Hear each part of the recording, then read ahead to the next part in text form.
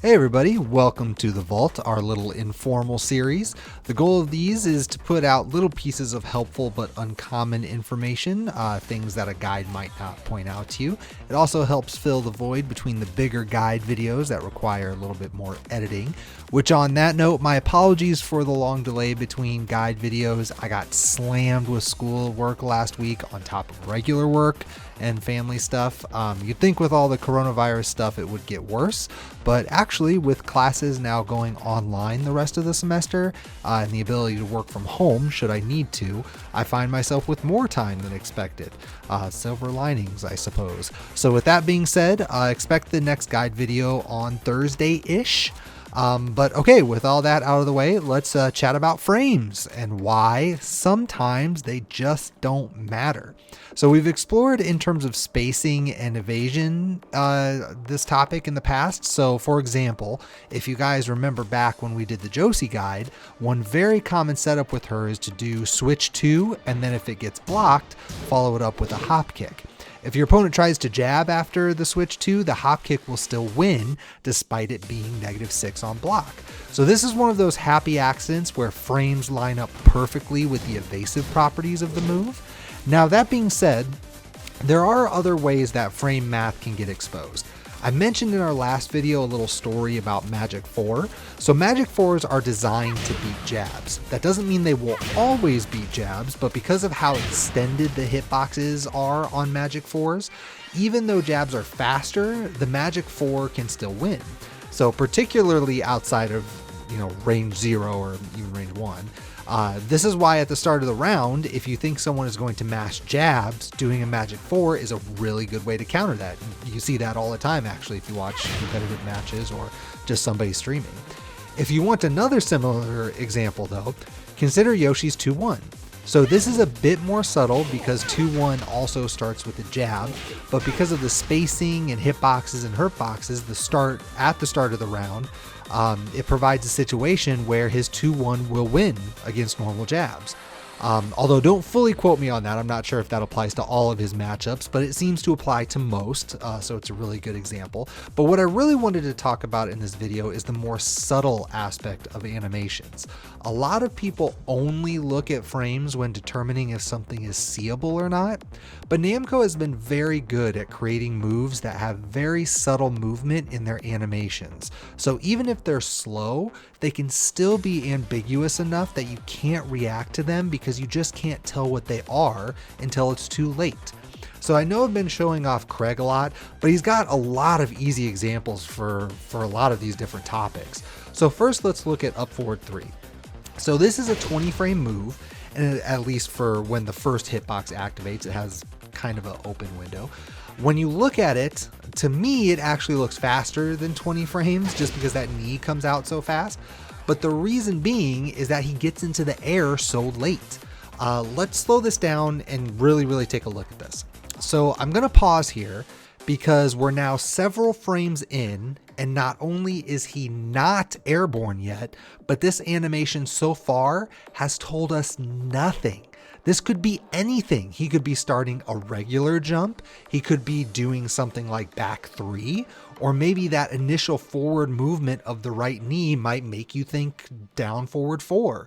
Whatever your brain is thinking at this point, it doesn't matter because it's so ambiguous and it's happening so fast. Now up forward 3 doesn't really help you in terms of a mix-up because it doesn't really look like any other low that he has.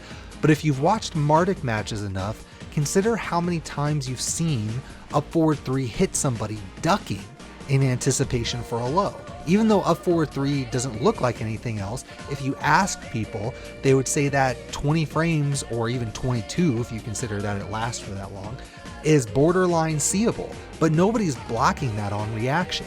Now on the flip side, let's look at a low, quarter circle forward 2. Now this is 24 frames. It should absolutely be seeable, right? Ask anyone out there what the cutoff is for a seeable move, and they'll definitely tell you 24 frames is beyond that. Now for comparison, Law's down back 4 is 26 frames, so only a couple frames slower. AK's down back 3 is 23 frames, which is a frame faster than Craig's quarter circle forward. So why is Armor King's down back 3 considered seeable, but Craig's quarter circle forward 2 really isn't?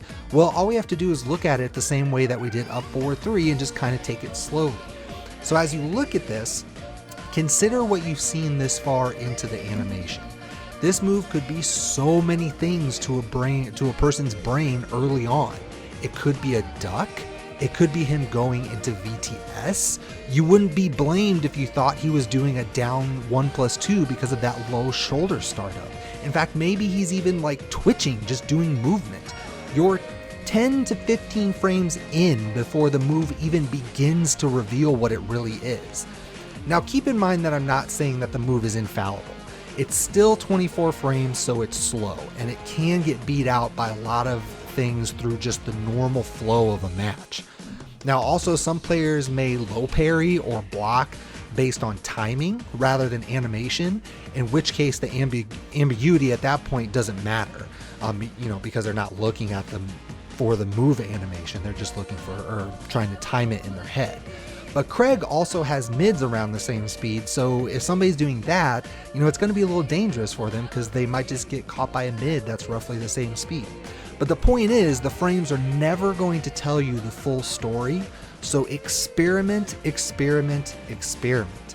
This game has a lot that it can reveal to you that you won't find simply on paper. So when you're looking at frames, just always keep that in mind. Like, test stuff out. Even if the frame data tells you that, maybe this is how it should work, mess around with it. See if you can't find ways around that frame data, so to speak. Now that's enough knowledge for one video, methinks. I mostly wanted to hammer out something quick so that you guys know that I'm still here. Just got, really busy. But like I said, next guide video will be out in the next few days at most. Last week, just kicked my ass a little bit, but with everyone staying home and everything turning to online work, I seemingly have more time on my hands than I had originally planned. But on that note, I want all of you to stay safe, all right? Take that from the heart. Stay safe. Follow recommended guidelines and kind of keep to yourself for a little while. Wash your hands, use common sense, self-quarantine if you feel like you're getting sick. Stop panic buying stuff, for the love of God. Crucial supply chains are not going to stop. You'll get your toilet paper and canned goods and all that. I promise. Grocery stores are still going to be stocked. So with that, it's chill time. You can find me on Twitter, Facebook, etc. Links in the description below. Be sure to hit that sub button and set your notifications so you know right away when the videos get released. Patreon is the main push, of course, so consider donating there. Otherwise, I hope you guys enjoyed this video. Be on the lookout for the next guide video. I appreciate you and take care of yourself. All right, that's an order. Stay safe.